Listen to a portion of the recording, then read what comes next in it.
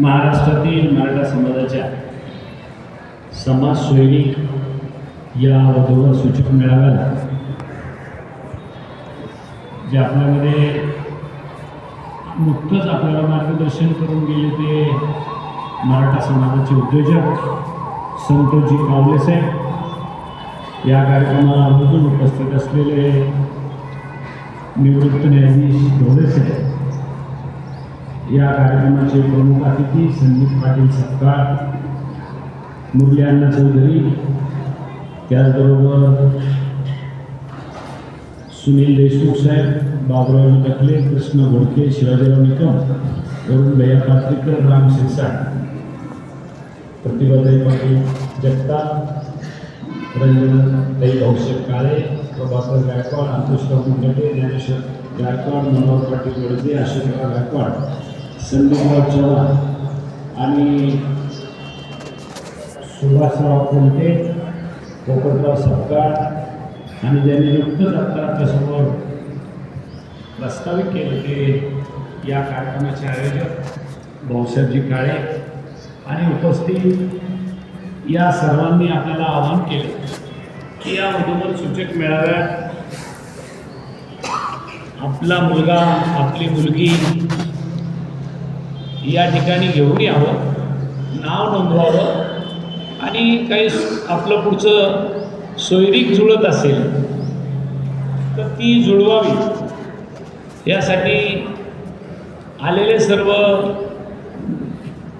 माता भगिनी, इकडं बसलेले पिताश्री आणि काही जण त्यांना चेअरअप करायलाही लागतात की नाही, जमत असेल तर घ्या मार्गी लावून, असे सर्व आलेले सहकारी मी पोपटराव सपकाळ आणि त्यांच्या सर्व टीमला समाजाच्या वतीने धन्यवाद देतो की आपण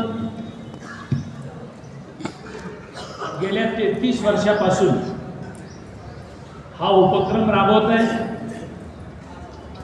दरवर्षी नित्य नियमाप्रमाणे ऑक्टोबर, नोव्हेंबर, डिसेंबर या महिन्यामध्ये आपण हा कार्यक्रम आयोजित करता आणि या कार्यक्रमामध्ये आपली सगळी मंडळी येऊन समाजातल्या काही मुलामुलींची सोयरीक आपल्याला जमवता येईल का, या धर्तीवर हा आयोजक प्रयोग सातत्याने करत असतात. मी आयोजकाला एक विनंती अजून करणार आहे, सपकाळ साहेबाला आणि बापूला, की याच्याबरोबरच इथे बोर्ड लावला गेला पाहिजे की मागच्या वर्षी किती लोक सहभागी झाले होते, त्याच्यापैकी किती सोयरीक जुळल्या, याचा सुद्धा लेखाजोखा आपल्याला समाज बांधवाच्या समोर मांडला पाहिजे, या मताचा मी आहे.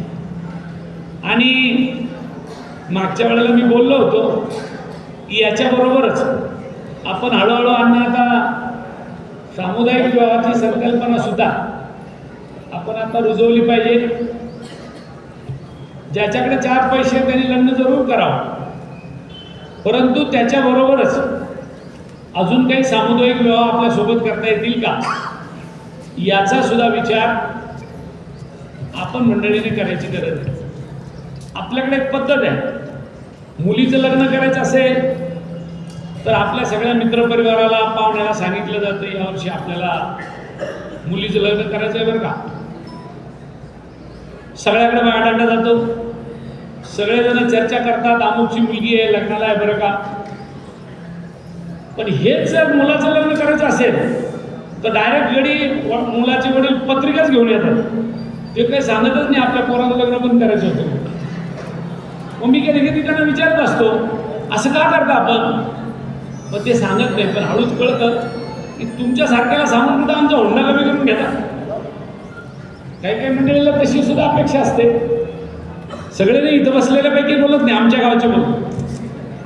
तुम्हाला असं वाटेल इथे बसलेल्यांच्या काही चर्चा आहे का, तशी इथलेल्यांची नाही, आमच्या गावच्या मंडळीची. मुलाचं लग्न असलं तर सांगायचं नाही, मुलीचं मात्र आपण सांगतो. माझी आपल्याला विनंती आहे, मुलाचं लग्न असो यावर्षी कर्तव्य करायचं किंवा मुलीचं असो, समाजामध्ये साधारणपणाने तिचं शिक्षण, तिचं वय, तिची जन्मतारीख या गोष्टी आपल्याला मुलाच्या आणि मुलीच्या जर एकमेकाला कळल्या तर निश्चितपणाने प्रत्येकजण काही ना काही आपल्या डोक्यामध्ये ठेवत असतो की कोणाची सोयरी कोणाशी जुळेल या संदर्भातली भूमिका त्या दृष्टीने सतत प्रत्येकाच्या डोक्यात असते.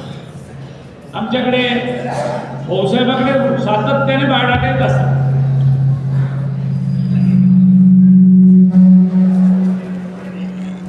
आणि त्या बायोडाटाच्या माध्यमातून आपल्याला कुणाशी जुळवता येईल का याचा भाऊसाहेब बापू असतील, घरातले सगळे सदस्य असतील, सातत्याने विचार करतात. पूर्वी हे काम व्हायचं का आणि कोण करायचं? तर पूर्वी आपल्याकडे काय होतं ते सांगायचे त्या गावच्या पाटलाची, त्या गावच्या अमुकाची, त्या गावच्या तमुकाची मुलगी लग्नाला आहे, या गावचा मुलगा त्या पाटलाचा मुलगा लग्नाला आहे. आणि ते मग एकमेकांना सोयरी घेऊन जायचे यायचे. मग त्याचा थाट हे आला चहा पाणी पिऊन जाणार.